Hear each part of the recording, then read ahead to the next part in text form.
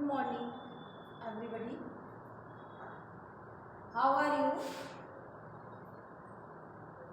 Are you ready to go further? Now, we will continue the ABC. Next 3 stanzas in this video. The first is yet even dash dash dash of a shine, and the second stanza is their name dash dash dash to die, and the third one is for who to dump dash dash dash to behind. इन लाइनों में हम देखेंगे कि जो grey है वो अपनी sympathy गरीबों के प्रति व्यक्त कर रहा है. These lines presents his sympathy to the poor people. He says that the poor graves of the rustics have no grand memorials erected. कहने का मतलब है कि एक परंपरा है क्रिश्चियनिटी में कि जो मृत व्यक्ति है उसको दफना दिया जाता है ताबूत में, कॉफिन में, और उसके बाद उसके ऊपर उसकी कब्र बनाई जाती है और उसके ऊपर सुंदर सुंदर स्मारक बनाए जाते हैं. जैसी जिस व्यक्ति की कैपेसिटी होती है अकॉर्डिंग टू फाइनेंशियल कंडीशन, उसी हिसाब से उसके ऊपर स्मारक बनाए जाते हैं. लेकिन ये लोग गरीब हैं, चूँकि गरीबों के पास पैसा नहीं है, इसलिए इनकी जो कब्र हैं उनके ऊपर किसी भी प्रकार के मेमोरियल्स इरेक्टेड नहीं किए गए हैं, यानी कि कोई भी स्मृति नहीं बनाई गई है. कवि इस बात पर अपनी सिंपैथी और दुख व्यक्त कर रहा है. There are majestic monuments on the rich people's grave. धनवान जो लोग जो हैं उनकी कब्रों पर तो बड़े शानदार सुंदर ब्यूटीफुल एक्सेलेंट मॉन्यूमेंट बनाए जाते हैं, लेकिन गरीब इन चीज़ों से वंचित रह जाते हैं. और ये अचंभे की बात है कि वहीं पास में ही 2 कब्र हैं, एक गरीब की और एक धनवान की.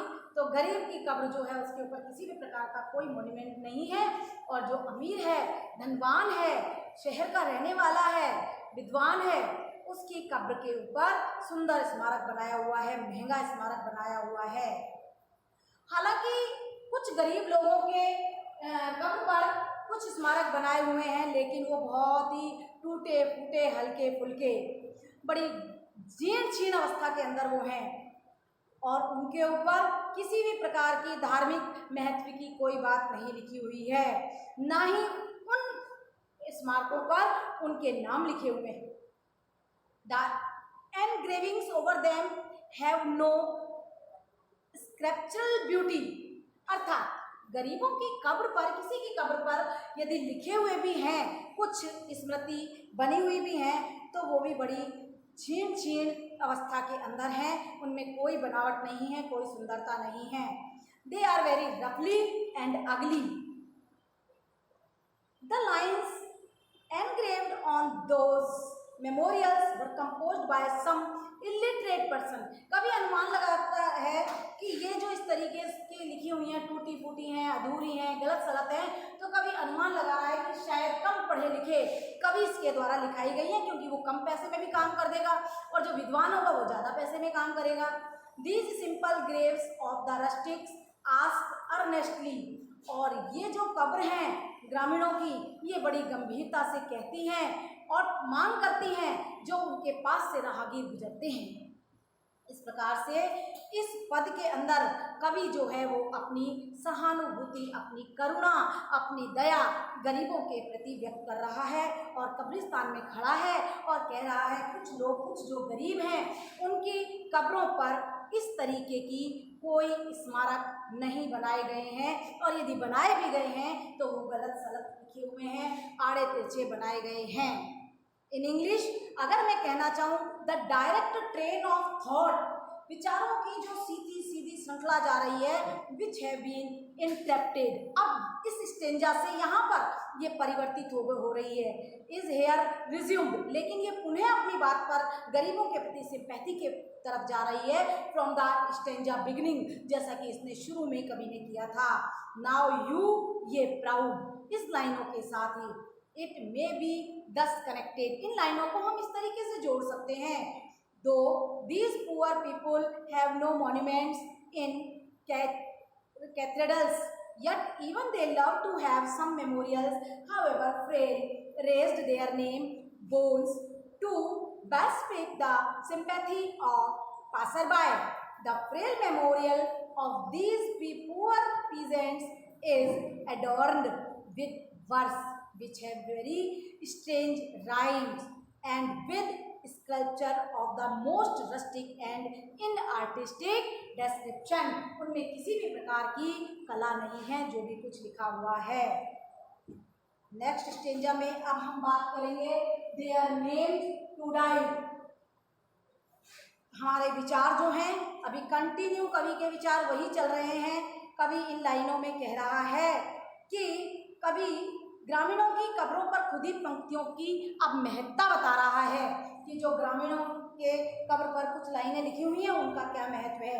ग्रामीणों के कब्रों पर जो खुदी हुई बाइबल की लाइनें हैं वह अन्य ग्रामीणों को ये सिखाती हैं कि उन्हें मृत्यु से भयभीत नहीं होना चाहिए।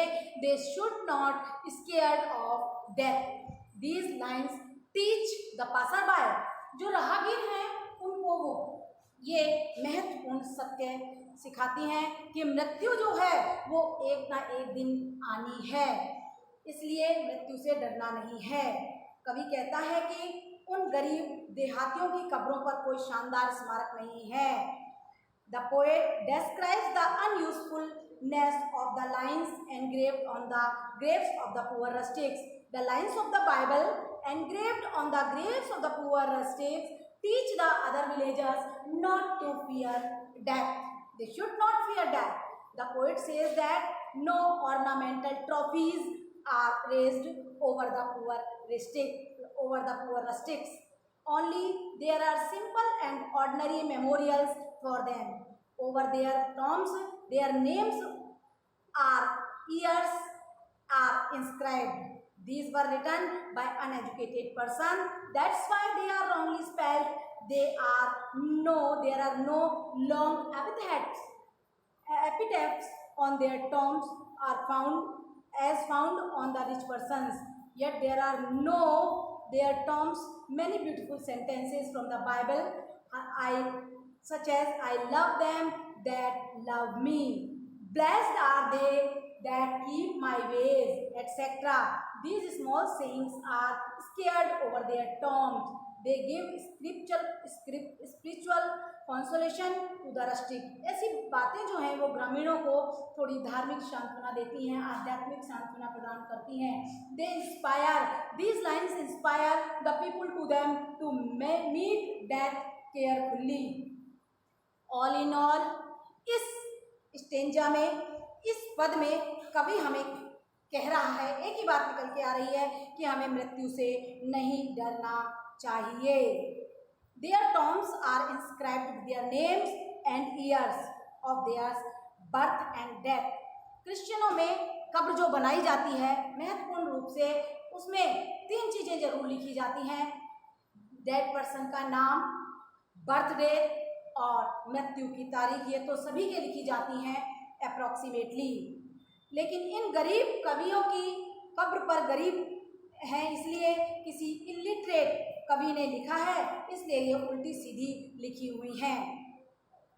यहाँ पर कवि कहना चाहता है what human being conscious of the utter oblivion to which would be consigned after death ever left this life which though full troubles and anxieties is nevertheless dear to everybody without expressing an interest desire to live longer. Next पंक्तियों की हम बात करेंगे अब। तो इन पंक्तियों में कवि कह रहा है for who to whom dumb look behind, ये जो पंक्तियां हैं, इसमें कवि कहता है कि न केवल धनवान लेकिन जो गरीब हैं वो भी ये चाहते हैं कि उनको मृत्यु के बाद याद किया जाए। मृत्यु के बाद उनके जो परिवार वाले हैं, उनके जो रिश्तेदार हैं, उनके जो पास पड़ोसी हैं, वो सब उनको याद करें। Life despite it's worries, poverty and attendant miseries, जीवन जो कि दुखों से भरा हुआ है, गरीबी से भरा हुआ है, कष्टों से भरा हुआ है, is yet so sweet and pleasant, लेकिन फिर भी जीवन काफी आनंददायी और काफी मधुर होता है। दैट नोबडी, इतना मधुर होता है कि कोई भी, हाउएवर पुअर एंड हम्बल, चाहे वो गरीब हो चाहे वो विनम्र हो, he might be willing leaves the world, वो इस संसार को छोड़ने की इच्छा नहीं रखता है। इतने दुख और इतने कष्ट होने के बावजूद भी हम इस संसार को छोड़ने की इच्छा नहीं रखते हैं। ये बात तो हम हमारे आसपास दिन रात महसूस करते हैं। People know that death is a dark world, लोग जानते हैं, लोग देखते हैं कि जो मृत्यु है वहाँ वो एक अंधकारपूर्ण संसार है, वेयर एवरीथिंग इज फॉरगॉटन, जहाँ की सब चीज़ को भुला दिया जाता है। देयरफॉर, इसीलिए they are reluctant to leave this world, हर कोई, चाहे वेदर ही इज पुअर और whether he is rich, is not wished to leave this world, which by contrast is warm, pleasant and blissful. ये संसार छोड़ना कोई नहीं चाहता है जो कि आनंद से भरा हुआ है, and most unwillingly leaves it, और अधिकांश लोग छोड़ते भी हैं इस संसार को, क्योंकि कथन है, अमर बात है ये कि जो इस संसार में आया है उसको नष्ट होना है। तो कुछ अपनी इच्छा से समझदार होते हैं, हंसी खुशी मृत्यु का सामना करते हैं, और कुछ जो होते हैं वो अनिच्छा से इस संसार को छोड़ते हैं, और उस समय फिर वो looks back on pleasant scene of life, वो अपने जीवन के उन आनंददायी दिनों को याद करते हैं, and delaying look upon the world, और उसी संसार पर झांकते रहते हैं, विच ही प्रिफर्स लिव्स बिहाइंड, जिसको कि वो पीछे छोड़ने के लिए बाध्य हो जाते हैं। His body is literally dragged towards death. अब जरूरी है उसका शरीर जो है वो मृत्यु को प्राप्त हो जाता है, बट इज सोल, लेकिन जो आत्मा है, ईगरली लुक्स बैकवर्ड, वो बड़ी उत्सुकता से अपने बीते हुए समय में झांकती रहती है, उसको देखती रहती है, and scenes of his physical life, और अपने भौतिक जीवन के दृश्यों को उन्हें स्मृति करती रहती है और उनको देखती रहती है। यहाँ इन पंक्तियों में हम देखेंगे कि the construction is involved. Perhaps it is best to read the lines as, for those ever resigned displeasing, anxious, being as a prey to dumb forgetfulness. अर्थात कहने का मतलब है कि जीवन चाहे सुख दुखों से भरा है, कष्टों से भरा है, पीड़ाओं से भरा है, लेकिन फिर भी कोई इस जीवन को छोड़ना नहीं चाहता है, क्योंकि मृत्यु का संसार एक ऐसा संसार है जहां सब कुछ भुला दिया जाता है। मृत्यु का संसार एक अंधकारपूर्ण संसार है और वहां सभी कुछ भुला दिया जाता है, और लोग जो हैं वो अनिच्छा से इस संसार को छोड़ते हैं। The meaning would be then be, इस प्रकार से अर्थ ये हो सकता है कि for those who reconciled himself to the fact his life with all its pleasure and pains would be completely forgotten. इंसान पूरा जीवन जो है सुख और दुख कांटों से भरी हुई जीवन को जीता रहता है, लेकिन उसमें भी वो आनंद प्राप्त करता है, उसमें भी वो खुशी ढूंढ लेता है, उसमें भी वो सुखद अनुभूति महसूस करता है।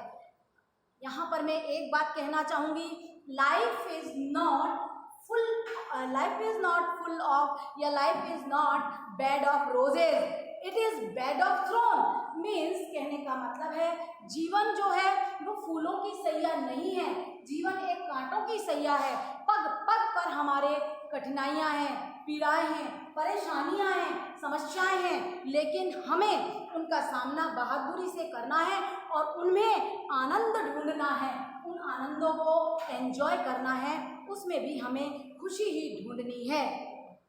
इस प्रकार इन तीनों स्टेंजाओं में हम देखते हैं कि कवि जो है वो अपनी पूर्ण सहानुभूति गरीबों को दिखा रहा है या गरीबों के प्रति प्रस्तुत कर रहा है।